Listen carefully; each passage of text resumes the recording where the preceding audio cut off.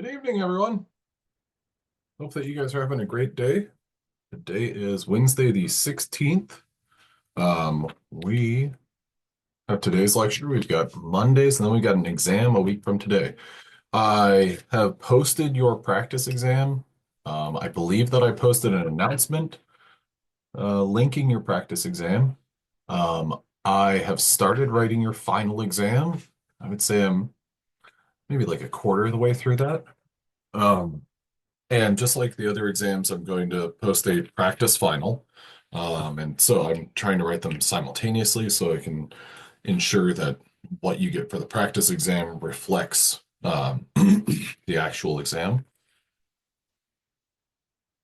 So those two things are underway. Um, if you remember last time, we kind of stopped, not necessarily abruptly, well, kind of abruptly, but I really didn't want to continue and kind of rush through or barge through the last, I think it was like 5 slides, in part because they're kind of challenging, but also I just wanted to make sure that you guys had a good sense of this sort of content. Um, so what we were talking about the other day at the end of class was we were discussing or we were going through the movement of molecules across a membrane. And if you remember, one of the equations that we put together was the chemical potential difference, and then the other one was the electrical potential difference. So essentially, that was a question of, well, is something favorable, or is the movement of an ion specifically, that's why we have to take into account the electrical potential, but is movement of an ion across a membrane, is that favorable overall? And to answer that question, we've got this sort of combined equation where we look at the chemical potential and we look at the electrical potential difference. And this slide right here had some important things to note. For example, we will get a delta psi value. And that delta psi value is, well, it is the membrane potential. The units for that are going to be in volts or MV or PV, millivolts or nanovolts or something of that nature, but it's going to be kind of a volt derived unit.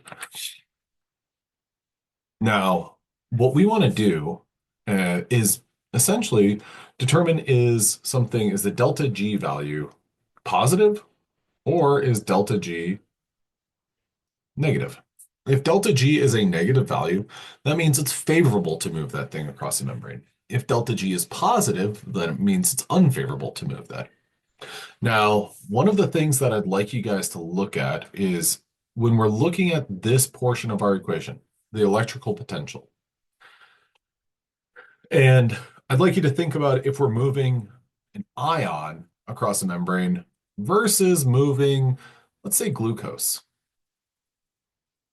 Now, an ion, I'm going to go ahead and say a cation. A cation is going to have a positive charge. It could be +1, it could be +2. It doesn't really matter that much. But this is going to have a positive value. That positive value, we are going to use and plug in for this Z sub A value. So that's where we take into account what is the charge of the species. Now, if we have something like glucose, you might look at glucose and be like, well, it's got these partial charges, and you're not wrong. But glucose is capable of hydrogen bonding, but glucose is not going to participate in any sort of ion-ion bonds. So what that means is and as a result of the nature of the structure of glucose, our charge for glucose is 0. So when we plug in something like glucose, and we're accounting for is it favorable to move or not move, do we care about the membrane potential value, the delta psi, when we're talking about moving glucose? No, we don't. And the reason that we don't is because as soon as we plug 0 in for Z sub A, that means this whole thing right here is equal to 0. So with that in mind, do we have to account for electrical potential difference? when we're moving something that is not charged across a membrane? No, we don't. Okay. Now, at at the tail end of our last class, we looked at this right here. And we looked at this right here. Now, one of the things that I want to go ahead and carry over to the next slide is this right here. If an ion moves from outside in, then the membrane potential is fine. So I'm going to go to my next slide and I'm going to write this out. Ion goes in, delta psi does not change. Or I'll say switch signs. Does not switch signs. So then the opposite is also true. If an ion goes from the outside in, or sorry, from the inside out, well, then you are going to have to switch signs. Now, I've got a couple of problems that are presented on the next few slides, but I want to walk through this one with you. So what we want to do is figure out if transporting Na plus into a cell is favorable. And I'm going to write an equation up at the top. Delta G is equal to, I'll go back, RT times the natural log of, well, in this case, it's going to be sodium Na plus over Na plus. But then what I've got to do is I've got to look at, well, over is my destination. So this, sorry, on the top, this is going to be destination. So this is, if I'm moving from the outside in, this would be cytosolic. Because I am moving from the outside of a cell across the plasma membrane into the cytosol. That means then that the starting point, the destination, or sorry, the starting point is going to be extracellular. Is everyone good with my definitions there? Add a Y or an N to the chat if you follow me so far in the setup of this. Okay. So this is where I'm going to look at, well, is this chemically favorable? The next part is, well, is this product over reactant? Absolutely. And the cytosolic concentration is my product because that's my destination. Now, with this, I also want to look at, well, Z sub A times, and that times is going to be Faraday's constant, which I'll just label as A delta psi. Okay. So what I'm going to do is go ahead and replace some of these numbers. I'm going to say delta G, and actually, sorry. What I need to do is look at Na plus, I'm going to label it subscript or sub C. I'll say CYT. That is equal to 12 millimolar. Then Na plus EC, or extracellular. That concentration is 145 millimolar.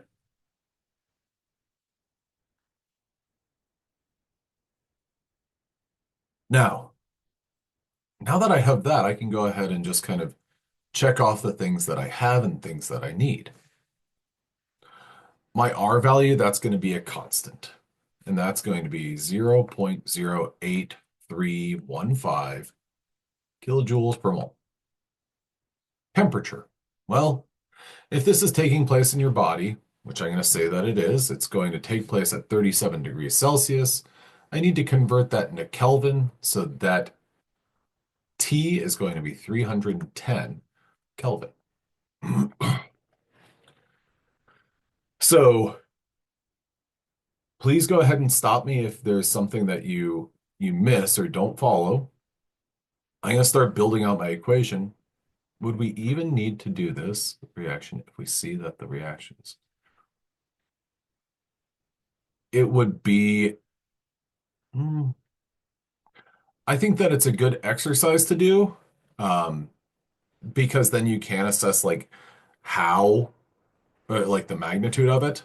Um, you can look at this though and say that, okay, well, it's going from a, yeah, you're absolutely right. Going from a high concentration to a low concentration, that's a favorable move. So that, depending on the question, if the question is something like, is this favorable? Well, then you can see going from a high concentration to a low concentration. That's a smiley face. That's good. I was just trying to kind of work through it deliberately so you can see all put together. Um, so 0.08315 times 310, and then multiply that by the natural log of, that would be 12 over 145 plus, then here what we need to do is we need to take into consideration our z sub a, which I'm going to put all this in parentheses. Z sub a is plus 1. Faraday's constant, again, is just kind of a, not an arbitrarily high number, but you could go ahead and just say 96.485, 485 kilojoules per volt mole. And then last but not least, delta psi. At the end of the day, this question is, well, do we need to switch the delta psi value, which that delta psi for this problem is going to be negative 60 MV? Well, these ions are going from the outside in, so we don't need to switch it. So that's going to be a negative value. Now, the next slide, I've got this all worked out with the numbers and plugging those numbers in. But conceptually, one of the things that you can do is you could say, well, this part right here, this first part, well, that's going to be a negative value.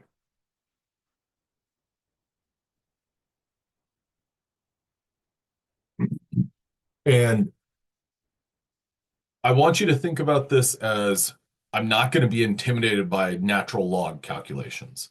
And I want you to be able to look at it and say, okay, well, what's happening to, or what is my extracellular concentration and what is my cytosolic concentration? When you have for all intents and purposes, this is the natural log of 1 over 10. It's not too far from that. You're going to end up with a negative value.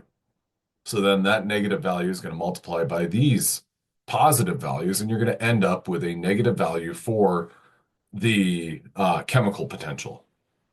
Now, I know that I kind of breezed through that math, but the heart of it all was this right here. Can I get a Y or an N in the chat if you're good with that? Okay. What are the units over volt mole? So sorry, I lost it. Oh, so those units are kilojoules per volt mole. I said yes, yes, kilojoules over. Sorry if my handwriting was, yeah, was, I I will kind of defend myself. I've had worse handwriting, but that wasn't great. So kilojoules over volt mole. Okay, so I had a question that was asking about this negative sign. And that, let me go ahead and put this in. This is negative 60 millivolts. Sorry, I kind of got distracted because I was thinking, oh yeah, here's the number that I need. Now, in order to kind of reconcile this value with the rest of our equation, well, we can say negative 0.06 volts. So converting it to volts.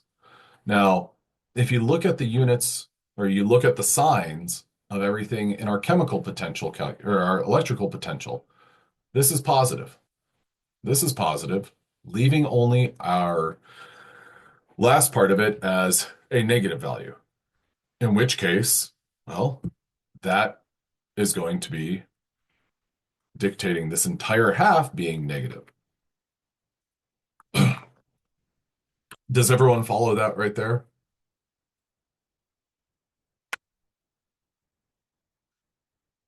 Okay. Now, what that means is that, or one of the ways that I think is good to think about this sort of problem is, well, this is a favorable move from a chemical potential difference because of those concentration differences. This is also favorable from an electrical potential difference because we're moving a positively charged entity into the cell. So when you look at this sort of problem, the most important part of it is to look at, well, where is this? And I'm sorry, but I'm getting distracted. My kids like this song, The Cotton Eye Joe. So the question is like, where did this ion come from? Where did it go? And that's a part of the song. If you've ever been to a great wedding, then they didn't play that at I didn't play that at my wedding. Um, so at any rate, this is favorable from two different perspectives. Now, what I think is a really good exercise is to think about, well, how could this have been changed? First of all, if I gave you a different delta psi value, if I said it was positive something, but changed nothing else, well, then you would make a move that's maybe a little bit less favorable, or certainly less favorable. It might even be so much less favorable that it's unfavorable overall. Now, I've got some scenarios played out over this next slide that details, hey, here's this scenario, here's this scenario, here's this scenario. Now, I want to show that slide to you and highlight some of those details. If you look at this slide right here, or sorry, this snapshot right here, one of the things that's done is those values, the 12 and 145, here they are in the calculation that we just did. And it's figured out that, oh, okay, well, the chemical potential for this overall reaction is negative 6.42 kilojoules per mole. Then, if you round those numbers, 6 times the log of 1 over 10, as opposed to doing the natural log calculation, you end up with effectively -6. Now, this is something that you're welcome to use a calculator on this sort of problem. So what I would recommend is having a calculator ready to go for this next exam. These other problems are basically asking different things. This one in particular, none of the details change except the direction. The sodium ions are moving from the inside to the out. The cytosolic concentration is 12 millimolar. So we're moving from a low concentration to a high concentration.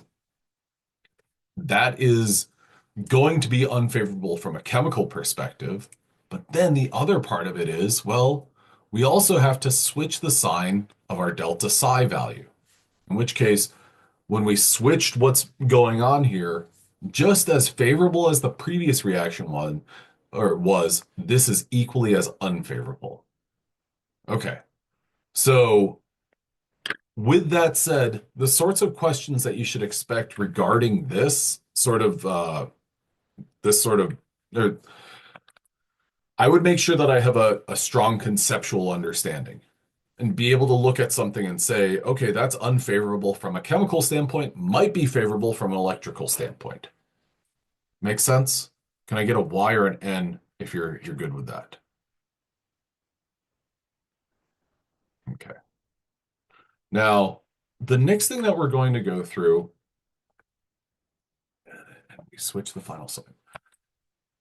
For this, RP, for this one right here, yes, you do switch the final sign. Or the delta psi sign. Sorry about that. Great question. Okay, so with that in mind, there are different models by which membrane proteins will transport things. For example, there are some things that will freely diffuse across a membrane, but then there are instances of transport known as primary active transport. I think a really effective way to think about this is to think about active as relating to or needing ATP. Now, what we're doing is we're using ATP, the energy from the hydrolysis of ATP, to move something, in this case, our small molecule X, against a concentration gradient. So this is moving from a low concentration of X, low, but X, to a high concentration X. So my point in looking at this is to say, all right, well, if we are moving a molecule from a chemical standpoint, thinking back to the electrochemical perspective, from a chemical standpoint, this right here is unfavorable. Now, if this was an ion, well, depending on what the delta psi value is, it might be extremely unfavorable.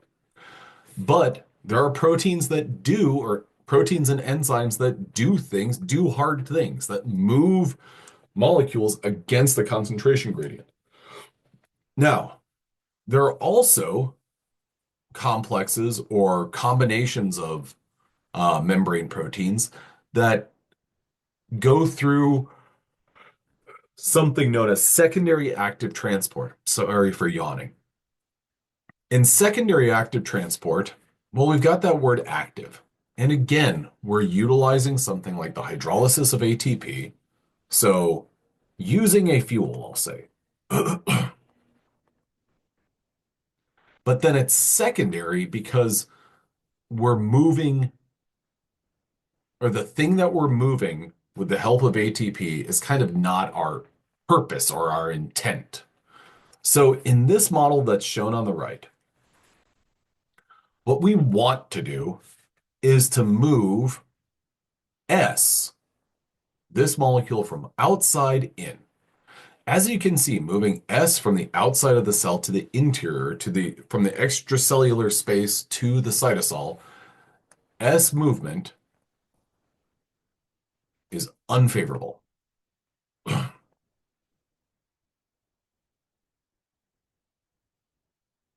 So that's what this protein does. This protein is able to move that. Now, our other protein, I'm going to label them A and B respectively. What protein A does is it moves another molecule, X. It moves X from a low concentration to a high concentration. So that is also, from a chemical standpoint, unfavorable. But protein A, what it's able to do is it's able to say, hey, I'm going to hydrolyze ATP. I'm going to harness the energy from ATP to move X to a high concentration.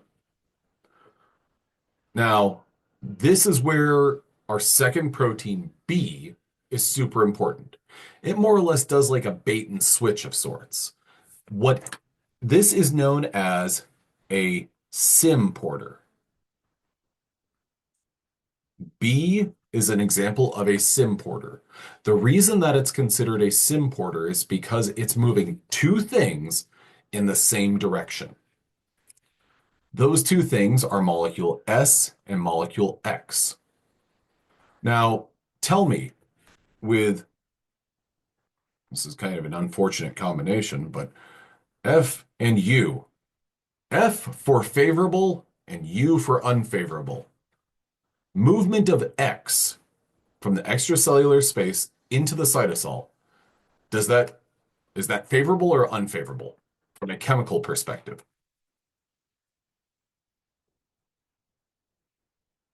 It is absolutely favorable. Now, S, that's unfavorable. Well, this protein B is a symporter. So it moves two things across the membrane at the same time. So it is moving X in a favorable direction, but then molecule S is more or less along for the ride. And it says, oh, great, I'll go with you. X says, I'm going in this direction because that's the direction I'd like to go from a high concentration to a low concentration.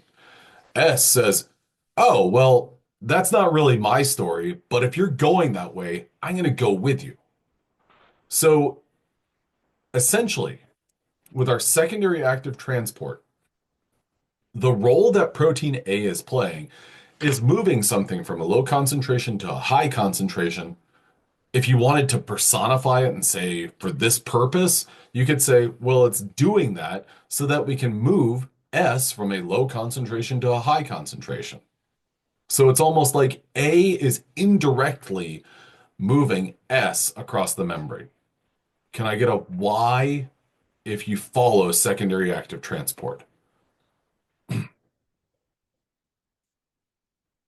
Okay.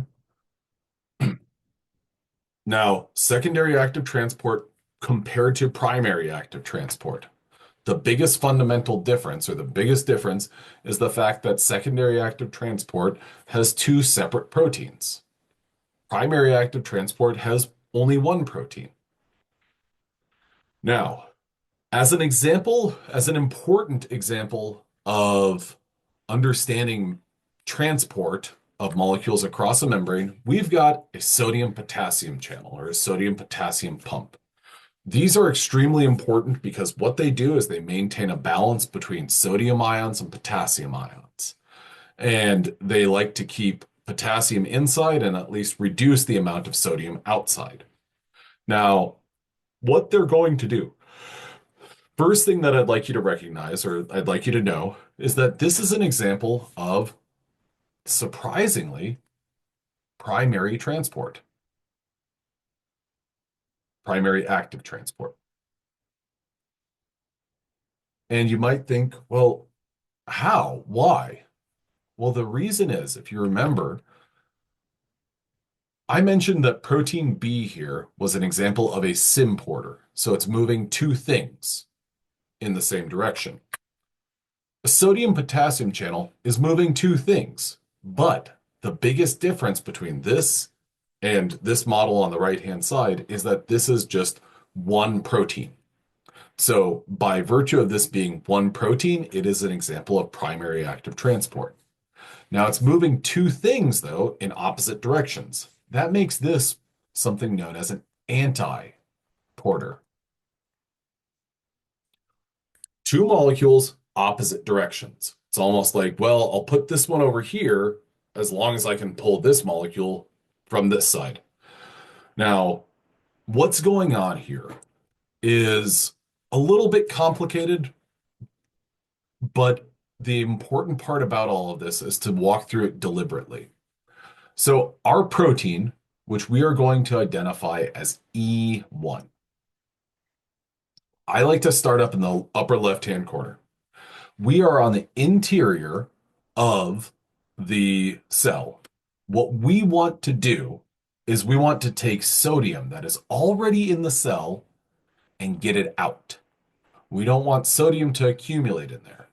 And so sodium arguably is going from the inside of the cell to the outside of the cell. So essentially, we're going from here, where I put an X, to here, where I'm putting another X.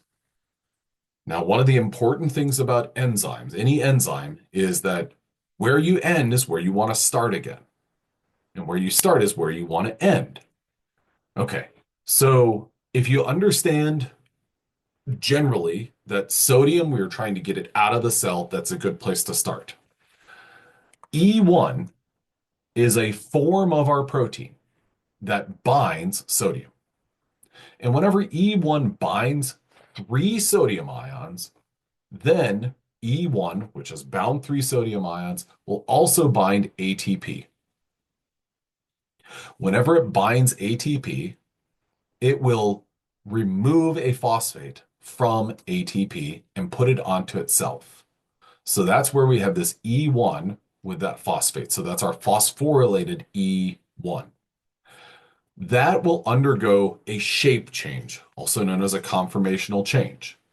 And whenever it undergoes that shape change, it will basically take our sodium from the interior of our cell to the exterior of our cell. And at which point it will have a lower affinity for sodium and it will release it. And the reason for that is because there's slight differences in the environment inside and outside of the cell.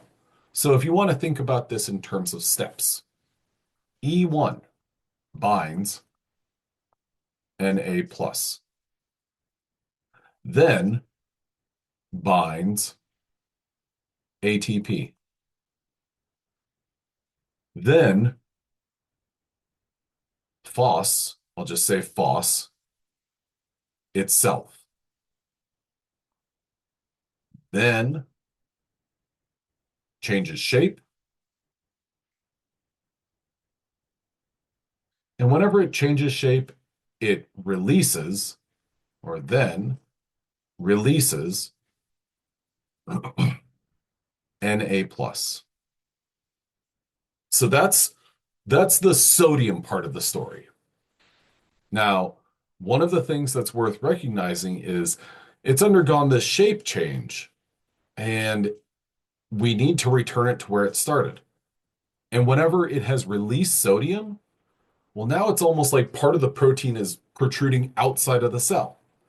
And that form of our protein, when our protein or our enzyme is bound to, or has been phosphorylated, but is no longer bound to Na plus, it is now known as E2. So think about E1 and E2 as different kind of shapes of the enzyme or shapes of our sodium potassium channel. This phosphorylated E2, which is now kind of on the outside of the cell, does it release all sodium ions? Yes, it releases all three of those sodium ions. That's a great question. Now, when it releases those, and we have this E2 with the phosphate, it says, okay, cool. Well, I still like to be bound to positive charges.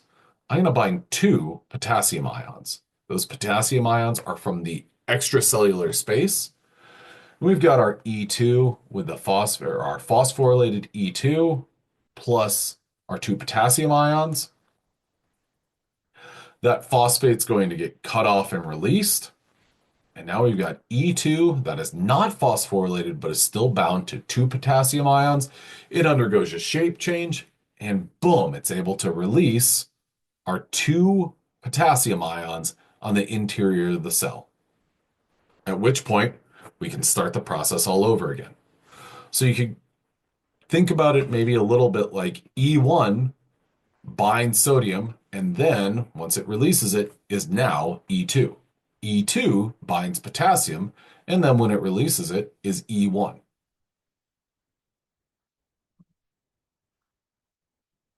Now, the point of this, or the net takeaway from this, is 3Na plus released from cell to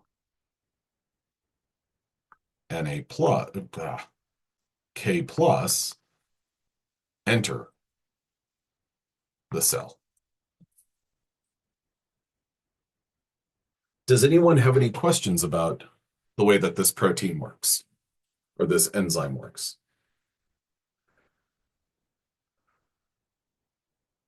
Don? Oh man, Don, I'm so happy that you asked that. That's a fantastic question, and that's absolutely what's taking place here. Don's question is this an example of the ping pong mechanism? It's 100% the ping pong mechanism. If you remember the ping pong mechanism, that was where we had our line and we would have our enzyme, could bind the substrate, our first substrate, ES, and we form this different form. We can release our first product. We're going to label it Q. Excuse me. Then we have this unique, different form of our enzyme. And that's a fantastic question, Don. That's a great question. Our unique form of our enzyme can then bind our second substrate, which I'll label it R. In this case, that would be our potassium. And R comes in, FR undergoes chemistry, and then X is released, and our free enzyme is ready to be regenerated. Okay, that's awesome question. Awesome. Just simply awesome question. I love that. That's a great question. Okay. Now we're going to change gears a little bit. That's, as you can see, that's why I did not want to try to wrap up those last slides in the last 4 minutes of class the other day, because it took me 35 minutes. Um, and as best I can, I can't make 35 minutes worth of conversation fit into 1 minute. Okay, so now we're switching gears and we're going to talk about protein, hemoglobin, and DNA. And there's a couple of things about hemoglobin that I want to talk to you guys about.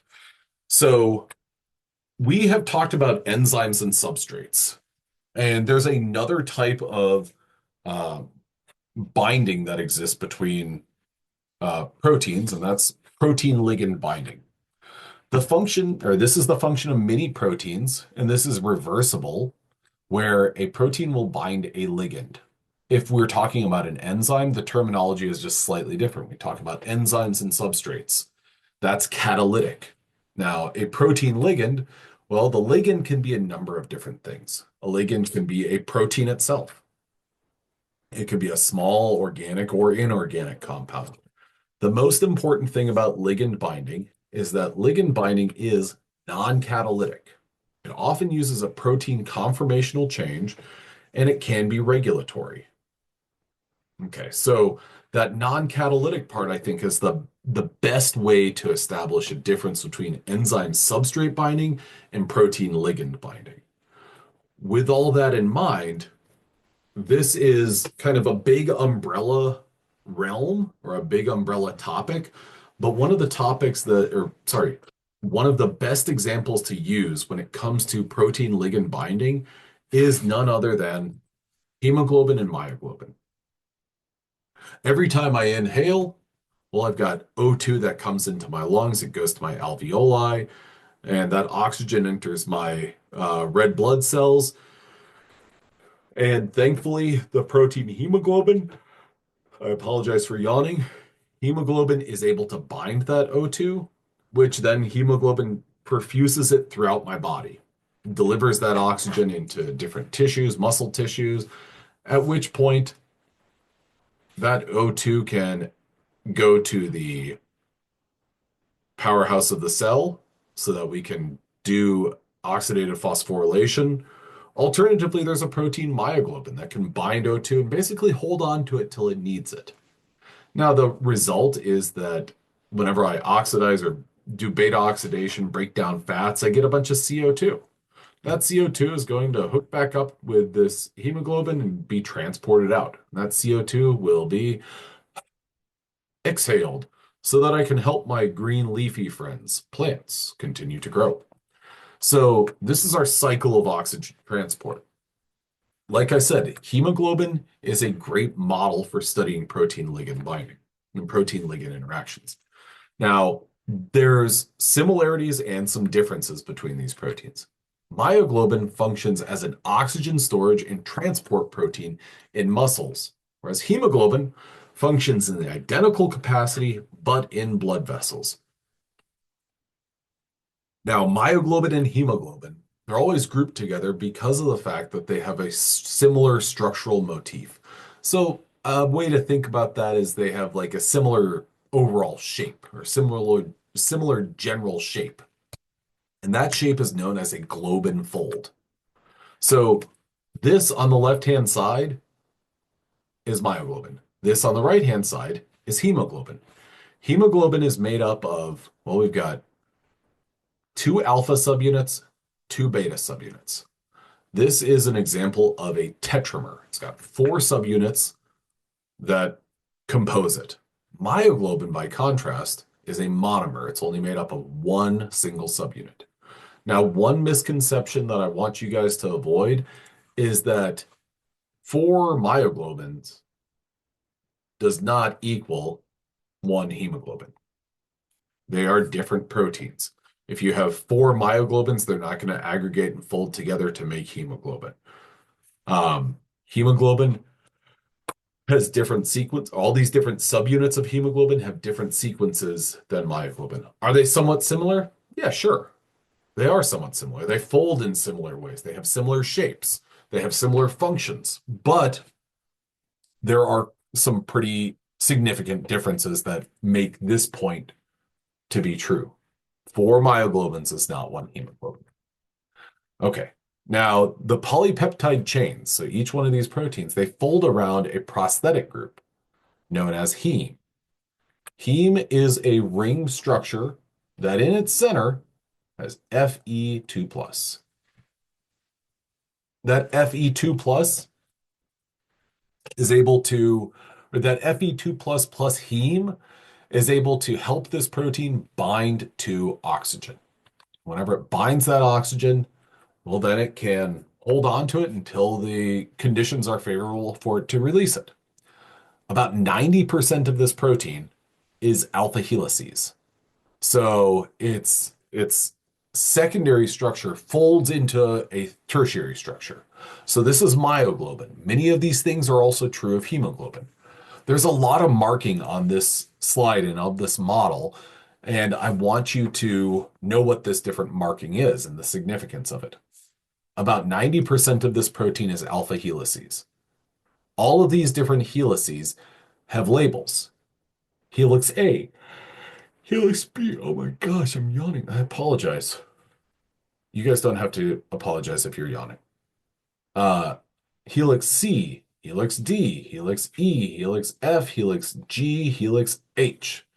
A fair question then is, well, what the heck does AB stand for? What about CD? What about F and G? Those are illustrating the connections or the turns that make these two alpha helices connect. So this would be an AB turn, another secondary structural model. But this protein is mostly alpha helices. Does it have some random coils? A little bit, but it's mostly alpha helices. Now, there's our heme group. That's our ring structure. It holds iron in the middle, and then right there is our two O2 molecules. This atom right here, chances are that's one of the histidines that is responsible for helping coordinate and position that O2. Now, does anyone have any questions about the structure of myoglobin?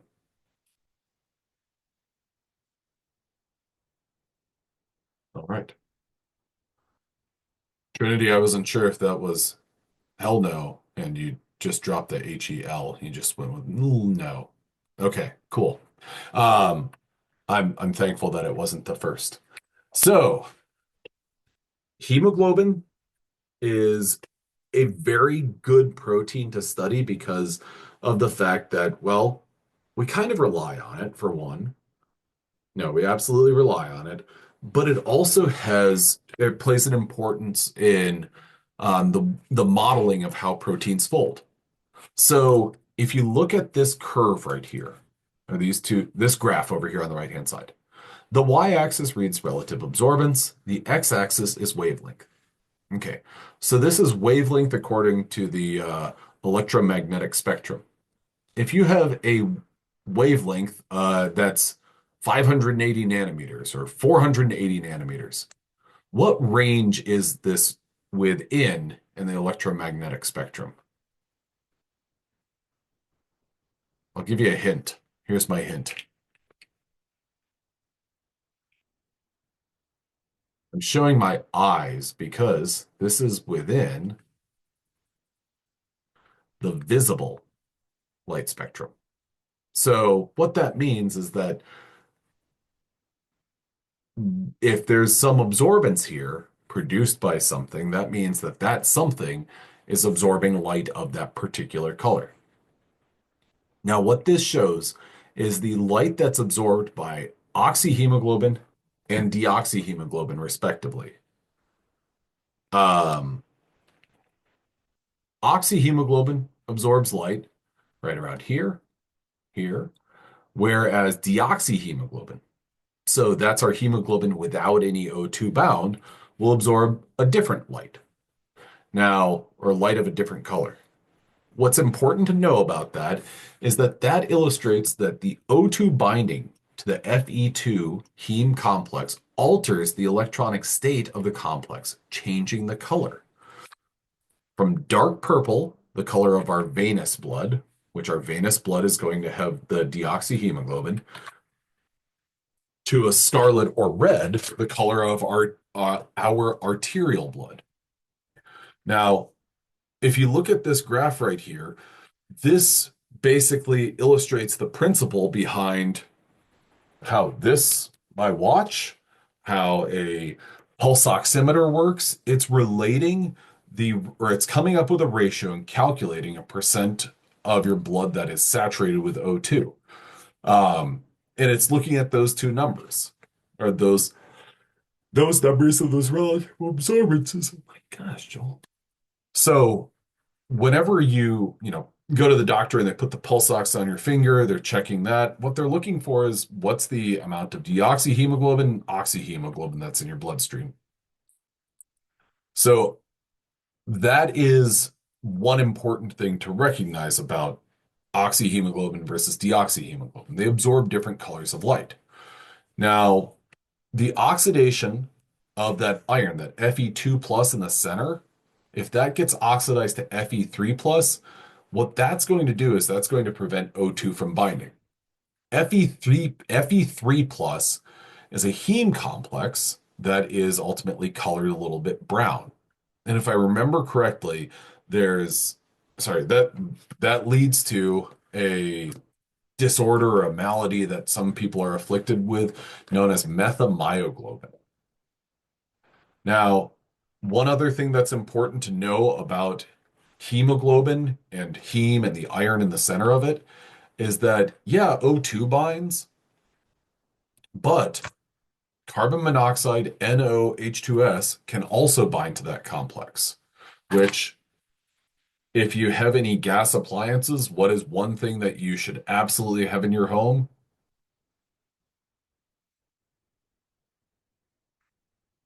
A carbon monoxide detector.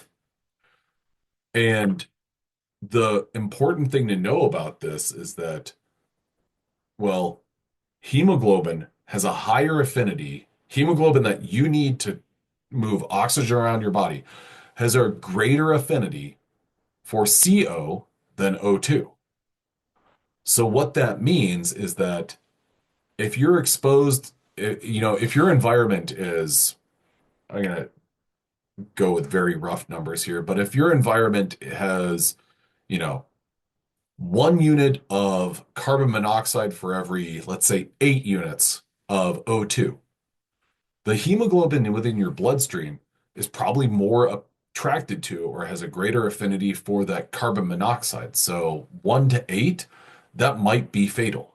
And carbon monoxide poisoning is potentially fatal. And the first thing that you need to do if you've been in a or in that environment is get out. And so um, now the binding affinity is higher than that of O2, therefore it's toxic. Okay. Now, the protein structure and ligand binding is very important for how this protein basically behaves. The KD for carbon monoxide, actually, you know what? We're going to skip over this slide. Actually, we're just going to go to the bottom portion of the slide. The reason that we're going to, well,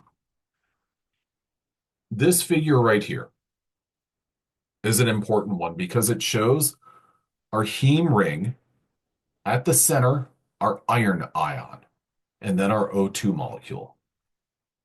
Okay, so we've got our heme ring that's all in red, iron in the direct center, and then O2 above that. Now, in gray, surrounding that, we have all of the different amino acids that are essential for helping that take place or facilitating that.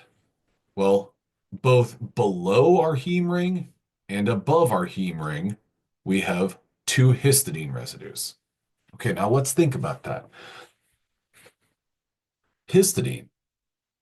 Histidine has a pKa of approximately 6.1. So that means at a neutral pH,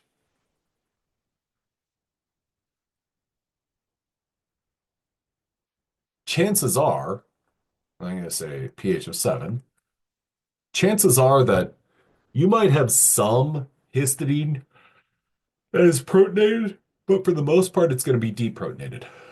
And a deprotonated histidine, what's it going to have?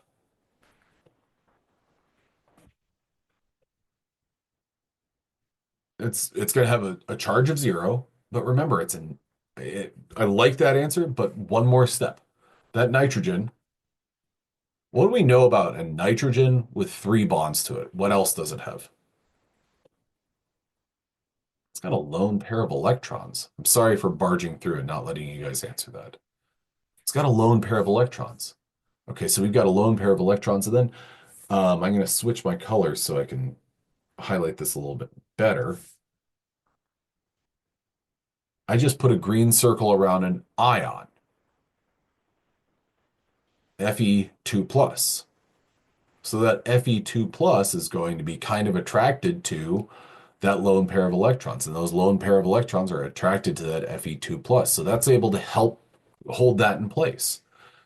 That histidine down below. So my take, or what I want as your takeaway from this, is that histidine is helping to position the iron ion and the O2 so that, well, the O2 isn't lost in the fold in anything. And so that we have this, we maintain this specific kind of shape and even plane that these rings are in. Now, the challenging thing is that if you look at this right here, what you can notice is that O2 is at an angle. And oxygen is it's a double bonded structure that connects 2 oxygen atoms. Carbon monoxide, by contrast, well, it's a triple bond. So it's going to be a little bit shorter. So it can fit into this space a little bit better, which is one of the reasons that it has a high affinity for binding there. Now, what happens when oxygen binds to hemoglobin is we'd go,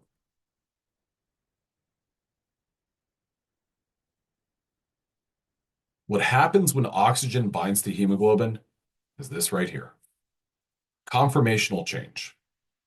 Another word for conformational change, or another word for conformation, starts with an S. Could anyone add that? Or does anyone remember that word that I'm looking for? Starts with an S and ends with a hape. Shape. Changes its shape. When oxygen binds to hemoglobin, hemoglobin changes shape. How does it change shape? Well, when you think about proteins, it's not like it's going from a heart shape to a flower shape or anything like that. The movements are a little bit more subtle. Hemoglobin has 2 shapes. Hemoglobin is an example of a allosteric protein. Hemoglobin is not the only protein that is an allosteric protein. There are many proteins that are allosteric. And they all have these 2 shapes, T and R. The T state and the R state is what they're commonly known as. And another way to put this is the T state is the inactive form and the R state is the active form. So on the left-hand side, inactive T, active R. Now, oxygen can bind to both of them, but the active form of hemoglobin has a greater affinity for hemoglobin.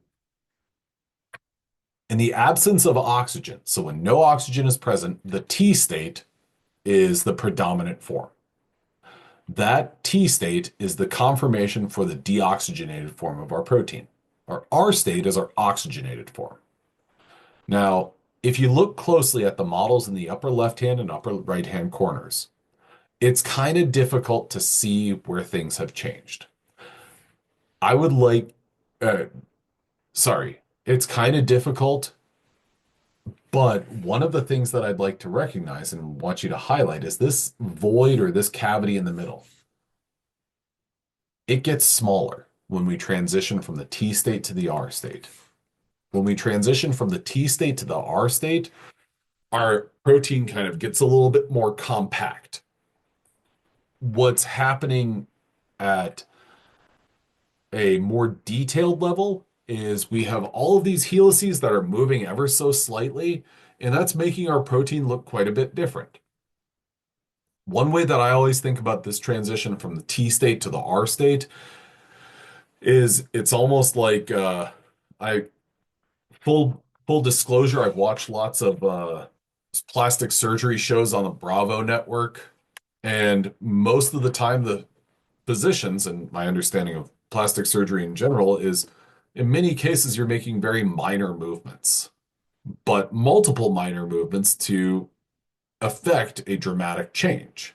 So our proteins kind of do the same thing, where this alpha helix moves like zero point 0.4 angstroms. Okay. Well, that causes this to move zero point 0.2 angstrom, which causes this to move to 1.2 angstroms. All these very minor movements. And then when you take a step back, you're like, oh, that protein looks a lot different.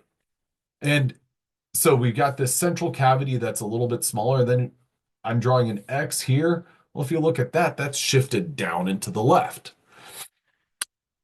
What I want your takeaway from this to be is the T state is our deoxygenated state. The R state is our oxygenated state. Allosteric proteins are proteins that have these T and R states respectively. Oxygen is going to bind to either one of them, but the R active state has a greater affinity for oxygen. Now, our structure of hemoglobin, what is it made up of? Well, it's made up of two alpha and two beta helices. This is a tetramer. It is a heterotetramer. Now, the quaternary structure that's made up of those four different tetramer or four different subunits is commonly known as a dimer of dimers. And the reason for that is one alpha and one beta subunit come together, and those two subunits stabilize through ionic and hydrophobic interactions, as well as some hydrogen bonds. So these contacts that you see right here and here and here, those are mostly going to be hydrophobic, hydrogen, and ionic interactions. So alpha and beta come together. Then we've got another alpha and beta that come together. Those two alpha betas will come together to make our tetramer. So that is, we've got a dimer of alpha beta and another dimer of alpha beta that come together to make our tetramer. The alpha beta dimers associate through ionic interactions and hydrogen bonds. So the significance of this is that when we talk about an alpha beta subunit, we've got those hydrophobic interactions that keep them intact. Now, my question, add to the chat, can changing pH break this down? Break down an alpha beta dimer.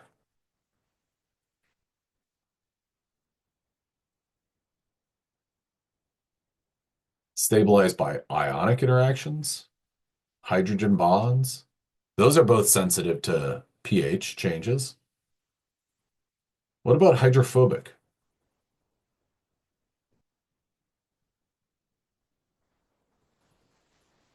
So if we talk about, let's say we've got a carboxylic acid, or let's say an aspartic acid. If you adjust the pH down, what's going to happen is it's going to protonate. So that's no longer negatively charged. In which case, you're not going to have that ionic interaction. Would everyone agree with that?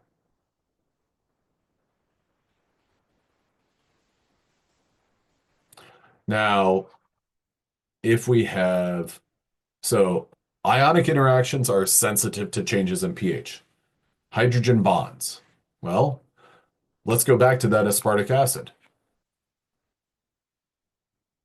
This portion of our amino acid is capable of, well, it's capable of an ionic interaction. Now, what's it more likely to participate in? Formation of a hydrogen bond. So if we change the pH, then we might form new and different hydrogen bonds.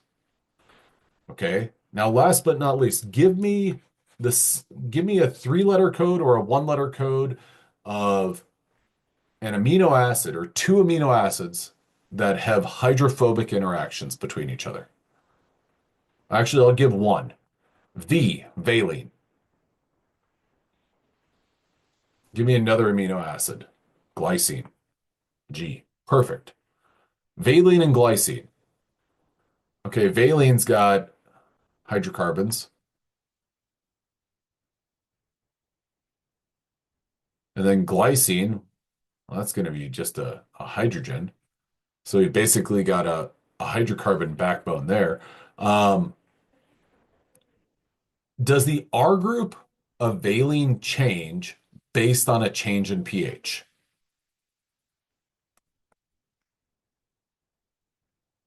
No. Okay. What about glycine? No. So if I change the pH, that's going to throw off my ionic interactions. I agree with that. My hydrogen bonds. Well, if I make it more acidic, then I might have new hydrogen bonds. If I make it more basic, then I might lose some hydrogen bonds and establish some ionic interactions. So those two are pH sensitive. Are hydrophobic interactions pH sensitive? I'll ask that question. Give me a response.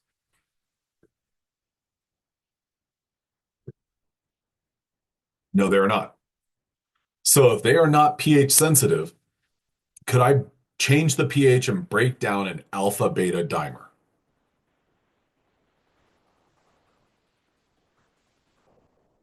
Nope. Okay.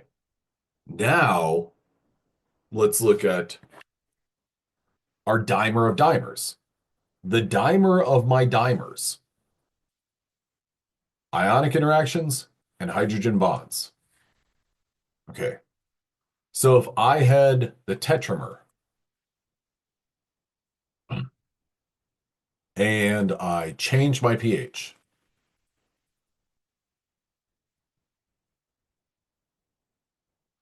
what is that going to mean to my tetramer? And I'm talking about an extreme. It's going to split it in two. You're absolutely right. Perfect. Great. Does that make sense, everyone? In terms of the quaternary structure and how it's held together. Okay. Does anyone have any questions about the structure of hemoglobin?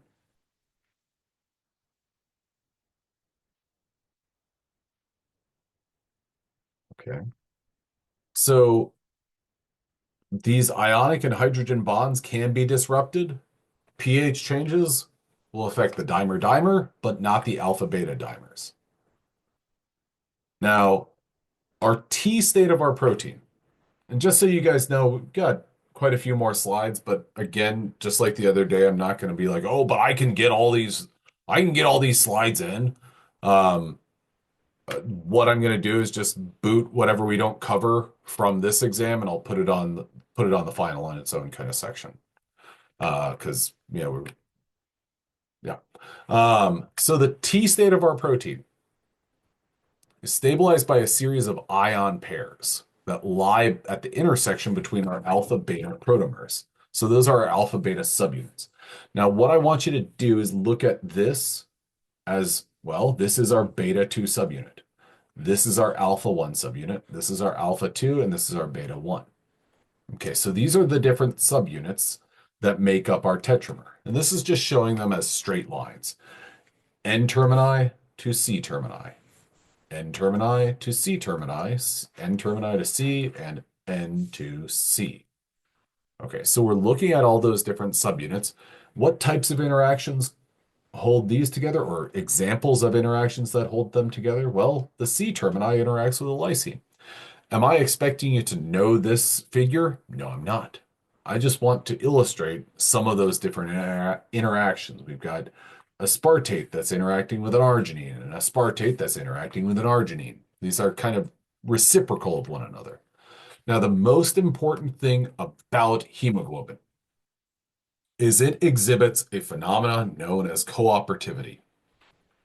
Um, which form of hemoglobin, T or R, had the greater affinity for oxygen? Add it to the chat. If one of the first three answers I get is right, then that's a bonus point. Okay, and actually all three of them. Okay, good. Exam, writing this down. So there we go. Bonus point. So the R state of hemoglobin has a greater affinity for oxygen than T state. Awesome. Now, oxygen changes, or oxygen binding changes the structure of myoglobin as well as hemoglobin. Now, the significance of this is there's a phenomenon known as cooperativity that hemoglobin exhibits. The reason that it exhibits it is because hemoglobin is a multimer. It is a tetramer. So when you think about hemoglobin, let's just go with subunits A, B, C, D. When O2 rolls up,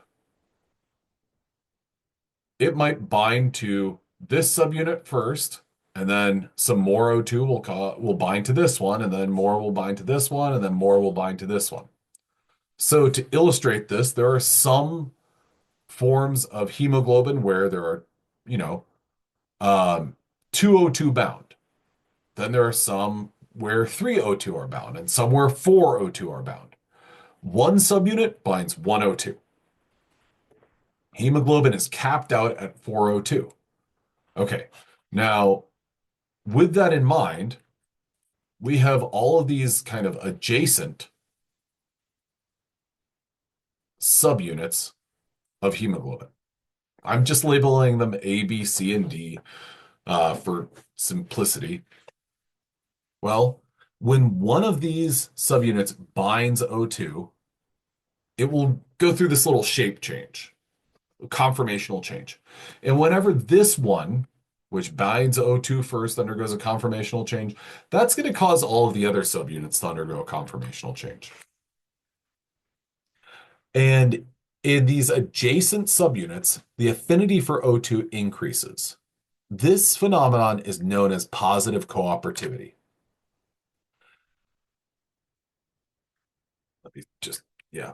This is actually where I'm going to stop. So DNA stuff is not going to be on this exam.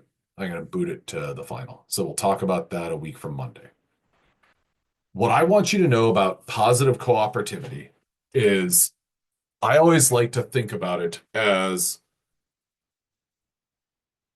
has anyone, when anyone was in junior high or middle school, did they have any dances at your school?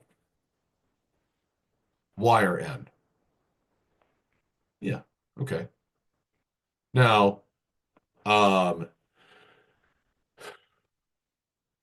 if you've ever when you were in junior high, and I'm clarifying so that I don't ask the weird question of have you ever been to, yeah, when you're in junior high, not as an adult.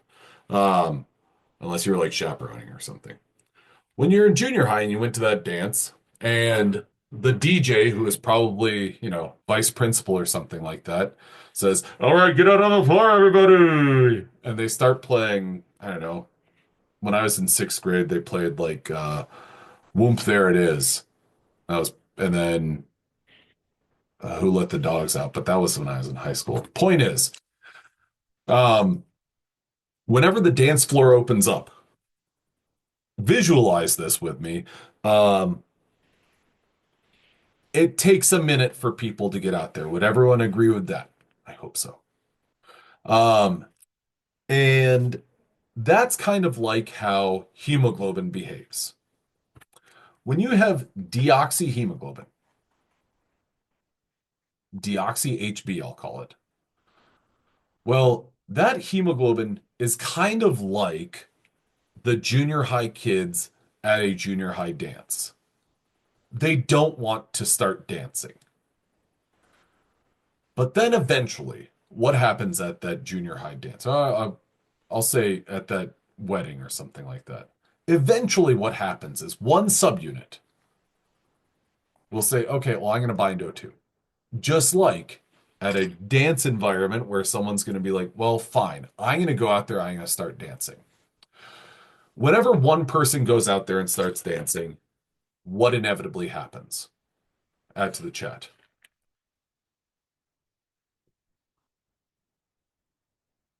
Thank you very much. Thank you, Trinity. More people join them. It might take a minute, but at some point, absolutely, Brianna, at some point, it's weird when you're not dancing. At some point, it's like we've jumped the shark, we've crossed over, and it's better to be dancing than not dancing. That's what hemoglobin does. Deoxyhemoglobin has a very low affinity for O2. So